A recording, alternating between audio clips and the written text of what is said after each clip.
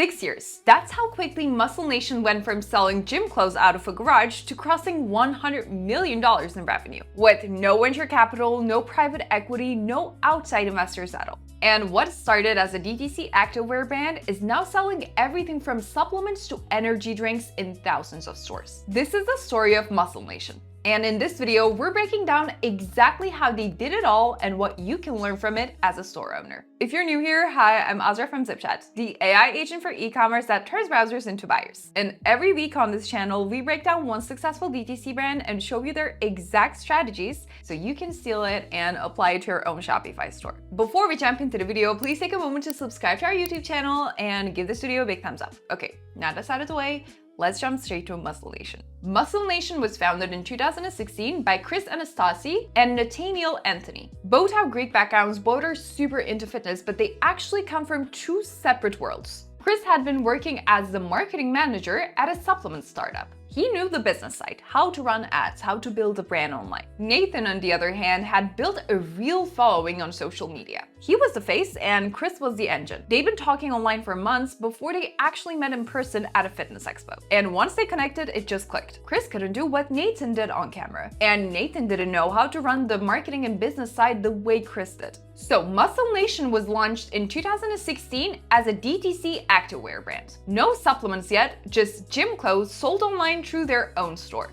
Nathan's mom's house became the warehouse. When they outgrew that, they moved stuck into his grandma's house. The early musclenation was literally run out of family homes. So what they were actually selling: gym leggings, shorts, sports bras, tank tops, t-shirts. But the branding was different from what was already out there. Most activewear at that time were either super premium or generic no-name stuff. Musclenation really sat at the middle. Bold designs, loud colors, inclusive sizing from XX small all the way to 3 to 4XL, and prices that weren't crazy. In the early days, fitness expos were how they got in front of people. Their first ever booth was a $50 folding table from a hardware store with a bedsheet thrown over it. But they didn't show up with a table and some product. They turned their booth into an event. Music blasting, free shirts being thrown into the crowd. This was before they had any real digital ad budget. They were building hype the old-fashioned way. Showing up in person, making noise, giving people a reason to care. And every single person who came onto that booth followed them on Instagram. And that's how the DTC site started making real money. The expos fed the Instagram and the Instagram fed the website. So people would see them on an expo, follow them, and then buy online. Early on, their website crashed at just 100 visitors. And they were actually excited about it because it meant people were showing up. And that flywheel kept spinning. By 2021, musclenation was doing over $50 million a year in revenue with over 300% growth. About 2 years in, Chris and Nathan made the decision to expand into supplements. And the way they made that decision is super interesting because they didn't use a single piece of market data. Chris has said it was 100% passion. They looked at the supplement space and saw that everything felt super hardcore bodybuilding. Skull graphics, aggressive branding, products that looked like they were made for competitive lifters. Nobody was making supplements that felt fun and approachable the way musclenation already did with gymwear. So they brought that same identity into supplements. Bright labels, playful packaging, a vibe that said this is for everyone who trains. But here's the part that matters most. When they were ready to move supplements into retail, instead of hiring a distribution team or cold calling stores, they asked their community one question: where do you want us to stock these? And the response was massive. Thousands of comments on their social channels telling them exactly which retailers to target. And that's the first big lesson here if you're running a store. Your community will tell you what to build and where to sell it, if you actually ask. Most brands decide where to expand based on internal meetings or spreadsheets. Chris and Nathan just asked their customers. In a way, their customers became the market research. Thanks to the community they built from day one, they didn't need to hire a consulting firm telling them where demand was, because the demand was literally commenting on their posts. Musclenation's marketing comes down to one thing: they actually talk to their customers. From day one, they replied to every single comment, every single message, every single DM on all of their socials with actual real conversational replies. They want every interaction to feel like you're talking to a friend and not a brand. That approach has helped them build nearly 800,000 followers on Instagram and a 60,000 member Facebook community. If you remember, Chris's background was in influencer marketing. And the first thing he cares about when building a marketing plan is how we're going to work with creators, how do we get more reviews, and how we get more people talking about the product. That's his priority, not paid ads, not billboards, creators first. They've got about 120 athletes on their roster and over 1,000 smaller affiliates. But here's what's different, they don't give their creators scripts. They have no guidelines on what to say, what not to say, or how to say it. They would rather a creator try 10 different products, hate 3 of them, and rave about the other 7. They're real believers that real opinions sell better than scripted ones. And there's a smart second layer to this. The creator content doesn't just drive awareness. It also tells them what's working for paid ads. When a creator post does well organically, they grab it, boost it, and run it as a paid ad. And that's the second lesson. If you're working with creators or affiliates, stop trying to control the message. The moment a creator sounds like they're reading through a brand brief, the audience tunes out. The best content for your brand doesn't sound like a brand content. Ideally, it sounds like someone who actually uses a product talking about it because they wanted to, not because they were told to.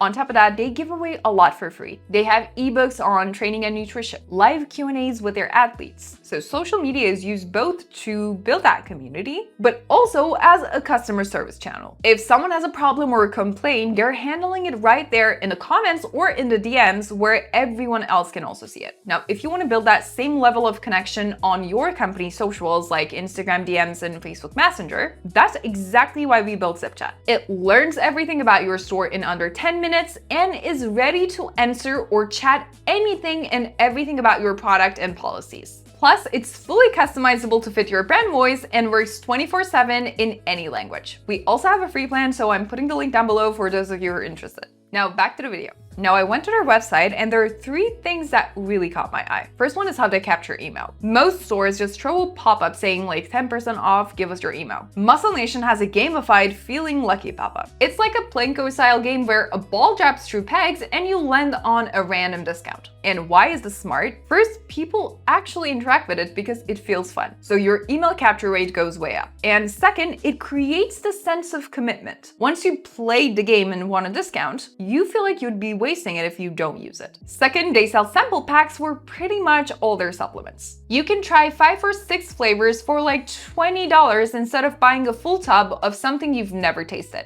And that's the play. Once someone tries it and finds the one they like, they come back for the full size. You're basically getting people in the door for cheap and converting them later. The third thing is their navigation menu. If you hover over women's, for example, it's not just tops and bottoms. They've broken it down into shop by fabric, then shop by activity. Then you also have an offers column with bundle deals right in the menu. So you're helping people find exactly what they came for, and at the same time, you're putting deals in front of them before they even clicked into a collection page. And that's the third lesson. Lower the barrier to the first purchase. The sample packs, the gamified pop-up giving you a discount before you even browse, the offers sitting right in the navigation. Everything on this website is designed to get someone buy it for the first time, because musclenation knows that once you try the product, you're coming back. So they make the first step as easy and cheap as possible. If you're running a store and if you're only focused on selling full-size, full-price products to first-time visitors, you need to give people a low-risk way in. Now, musclenation stayed DTC only for about 4 years, built a brand up to tens of millions in online revenue, and then made the jump into retail. They started with just 6 products in one of Australia's biggest supermarket chains. Within just a few years, they were at over 60 products. Their custard protein bars won the product launch of the year, not just in the health aisle, but across